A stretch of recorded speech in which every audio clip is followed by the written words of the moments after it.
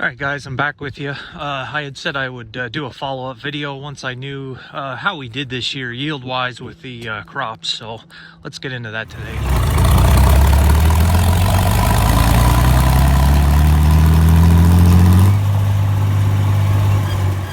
Okay, so it's been almost 20 days since I first had symptoms of COVID. I'm definitely feeling better. I still get winded and out of breath. My lungs still hurt when I do anything strenuous, so we're still still recovering from that, but definitely am feeling better. Did go back to work for a day, so we'll see how that goes. It's an ongoing thing, I guess you'd say. Okay, so like I say, I got my year-end paperwork just as expected. Corn was the worst yield that I ever had since I'm here. We did right around 100. Like I say, frost issues, and there was some weed pressure too early on in the year that took me a little while to get taken care of, so that didn't help matters with the corn. But frost was the main thing that did that. So like I said, we're right around 100 bushel farm average. Some fields did a lot better than others. Some fields were as low as like 60, and other ones were over 100. So it averaged out to right around 100. The soybeans were really the star this year, and it's a shame I didn't have many acres. You see the walls kind of falling out there. The roof is leaking. This used to be the calf pen here, which you guys probably knew that already. They had calves in this area. There was an overhead door that would shut, and the calves, from what I understand, used to live in this area right next to the bank barn. They used a lot of these green skylights, which is nice. It lets light in, but man, they leak once they start going bad. This section here between the barn and the shed, you see all the wood around the silo fell. They had a wall here around the silo. It looked like tongue and groove 2x6s. And from the connection point there, a lot of you guys that have farms and have silos, you know that if there's roofs around it, the connection point between your building and your silo really is a tough, it's tough to keep it sealed up. I know on the couple dairy farms I worked on, we were constantly putting tar around the harvesters and the roof. It's just hard to seal around a circle, and not only a circle, but being able to get any type of flashing in. It was a weird building design here to begin with. All these weird roof angles, and then yeah, trying to seal around a concrete silo, it's not always the best. But yeah, I think and for insulation here, I don't know what the specs were back in the 60s or 70s, I think, when this was built. All that is like a cardboard. It's like a 1/2-inch cardboard that they nailed. And these aluminum roofs, with all the expansion, you guys, again, that have farms, you have an aluminum roof. When the sun comes out, you hear it creaking and cracking, and the expansion and contraction, and those aluminum nails, those washers go bad, and then you get all these little leaks. Oh, there's a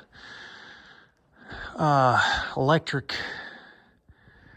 What am I looking at there? Yeah, there's an electric box right there that comes out of the barn. I wonder if that's the heavy line that goes to feed the silo unloader. I have all that turned off. I would not want to switch those switches on from the panel box. I mean, by rights, everything should be disconnected.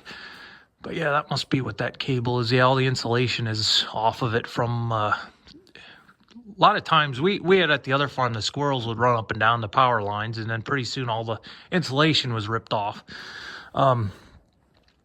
So anyway, yeah, this was the area for the calves. Like I say, a real weird design. Like I say, I'm just a tenant, so everything stays right the way it is. I don't do any type of projects. But as far as future, if I would own the place, you see this this little alcove here that's built on. I don't really know the purpose of it, other than for like the calves, quarantining them in their own area and separating here where the cattle used to be. I'd probably tear that all out to open this up and get it open as wide as can be. and then you could kind of store more machinery in here. If you could get this area all open, that it was the same width all the way across, you get this wall out of here and right back to the silo.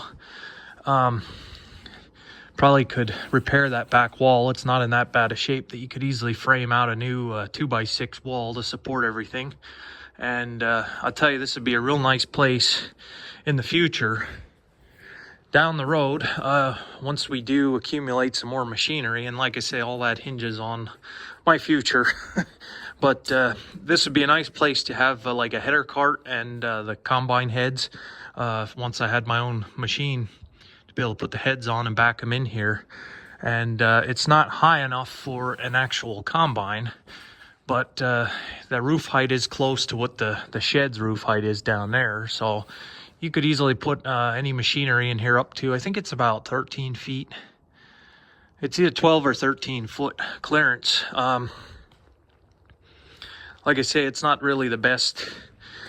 Right now, it's not being utilized well at all. It's just, it's kind of a junk storage area. A lot of junk wood, old gates, stuff like that, from when it was a dairy farm. But you clean this up and maybe do a little carpentry here, a little concrete work there, a little demolition. You'd have a nice, I never measured how wide this actually is here, but again, it could be easily extra storage for like header carts, combine sheds. I think it might even be wide enough for a like a 6-row corn planter. The shed is not wide enough for a 6-row corn planter. The doors, it will not fit in here. So as far as owning a 6-row corn planter and storing it here, if it doesn't fit in this space and you need 15 feet or more, it'll sit outside. The door is only 12, 13 foot wide. So anyway, what was I talking about? Soybeans. Let's get back on track here. All right, so my shop looks a little empty, looks a little gutted here. My soybeans did fantastic. The soybeans we were above 50 bushel, above 55 bushel to the acre farm average. And it's not surprising to me. It really looked good. Earlier in the year when I was scouting the soybeans, some places those beans were waist high, and it was in areas where I had spread chicken manure, but that was 2 years ago.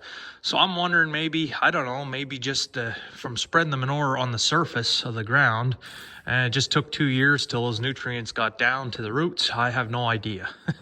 But whatever the case may be, we managed to pull off high 50s on the soybeans, which is my personal best here. My average yields, I'd say, were like 45 bushel to the acre. I did have a year when it was 40, and then I had a year when it was 47 and 45. So we're hanging in that 40, 45, I'd say, for a farm average. So to do like 57, it was fantastic. It's a shame I didn't have more acres of soybeans. Again, they were planted later. I think they missed that frost. They weren't out of the ground yet, I don't think. And very good spray program this year. And it says, I think it says something to the soil fertility as far as potassium. It's hard to pull off 57, 50, 56 bushels to the acre beans if you have nutrient deficiencies here or there. So, and again, we had rain in August when it really counted and pushed the soybeans. But when I was scouting them, I just couldn't believe how well they looked. And remember, I had said in one of my scouting videos, I couldn't believe how big the leaves were. Like, the leaves on the beans were just so much bigger than I'm used to. So definitely a good year there. So wish I had more acres of beans, but you know, as bad as the corn was for me, the prices this year were a lot better than they have been in the past. I've gotten as low as like $3.30 a bushel. So with the higher prices this year, we came out in the end basically just like any other year, no more, no less. So, well, I couldn't maximize my profits. It is what it is. We're comparable to years past. So, hey. I can only do what I can do. It is what it is. So, all right, I came down here for something. All right, so I'll wrap this video up talking about hay. I'll try to hold still here so I'm not moving all around. Okay, this year was the first year I had my neighbor who just lives over the hill here. He's probably my closest neighbor in terms of helping each other out. I went through this before. He was a former dairy farmer. His dad helped our family when we needed it. Farmed Dad's place all those years. He's helped me. I've tried to help him as much as possible. Anyway, he has like 100 steers and was short of hay this year, and I gave him my hay ground to farm. Just to take the hay off. He just took the one cutting off this year. Didn't get time for a second cutting. We had a lot of rain at the end of the year. I think I was down to maybe 10 acres, and he was the one that made the hay on that 10 acres. He had to do all the mowing, tedding, raking, baling, hauling, unloading, everything involved. I didn't do anything. And in return, he could have it for nothing. And I did honor that. Just gave him the hay. Just being nice to help out my neighbor, and he helped me out because I had no way to maintain the fields. Reason being, somebody had asked if I had gotten rid of all my hay equipment. So year to date, I have sold the hay bine. You guys know that left last year, I believe. And it left in the spring, actually, of summer. I did make hay in 2020 and 2020. So I did use it, and then after I was done making hay in 2020, I did sell that. The baler is gone.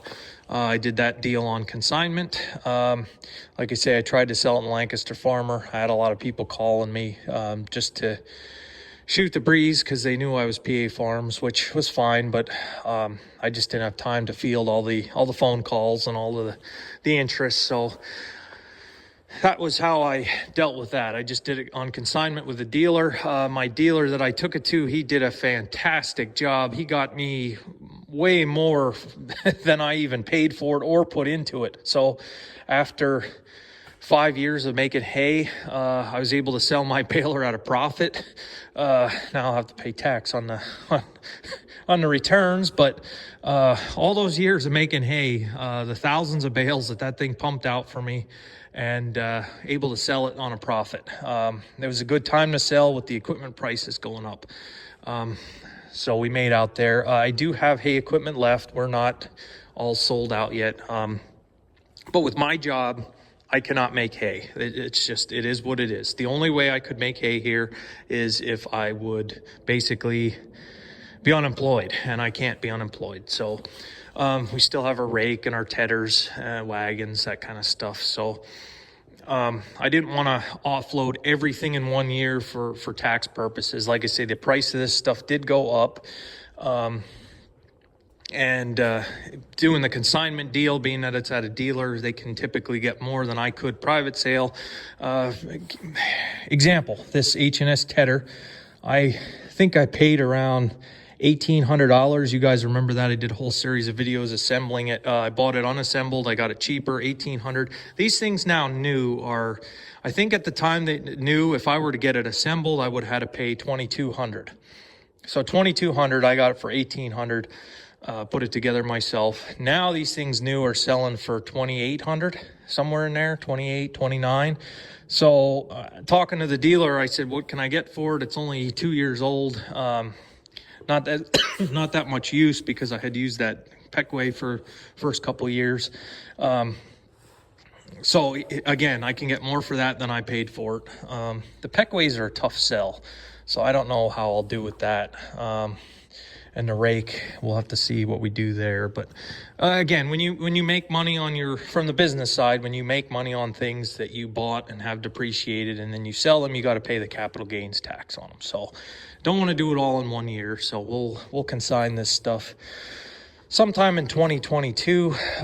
Some people said I should hang on to it. It's not costing me anything. Like I said, we're not in any debt here. We're not paying any equipment loans or anything like that. But the thing of it is, I just am not going to make hay as long as I'm employed, and I cannot be unemployed. So it is what it is. We just have to shift to do what I can do.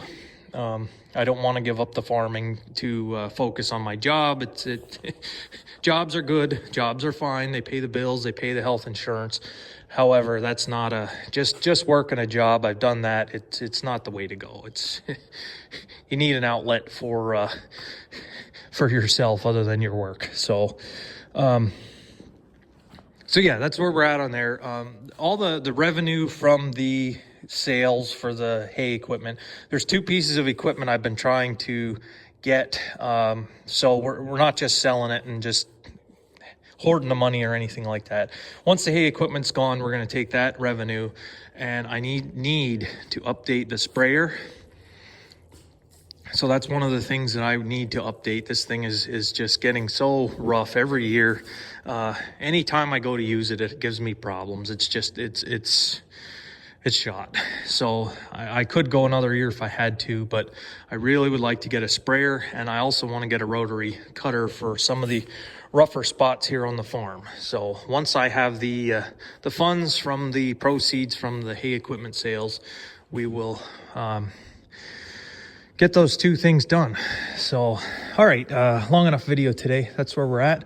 Thank you guys for watching. As always, it's appreciated. Trying to get back into this routine of keeping videos up. So today's video, a little more about the business side of things and where we're at. So that's where we're at. Thanks for watching.